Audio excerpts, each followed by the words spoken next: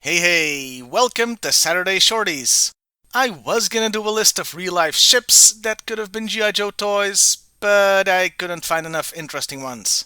So instead, I'm gonna do something different and give you my top 5 international versions of G.I. Joe vehicles. Because sometimes other toy companies did some really interesting stuff with G.I. Joe molds. Without further ado, let's get started. Number 5. The MRF Racing Jeep by Fun School in India. What if the Vamp was a race car is a question nobody had ever asked until the good people at Fun School did and gave us this fun little toy. It's not a complete repaint as it has a wheel on the back instead of weaponry, something that is frowned upon in the racing community.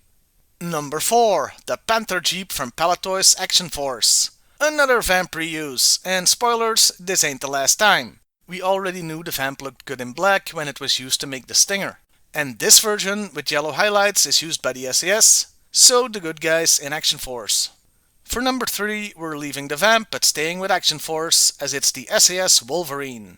It's the same name and mold, but again in black. It's difficult to improve on the original Wolverine, but this one manages to do that. It's gorgeous and deserves the number 3 spot.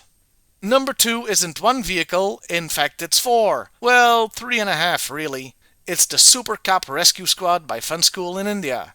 It has yet another Vamp. And that's the last one, I promise. A devilfish, a Fang helicopter, and half of a Ram motorcycle in police colors.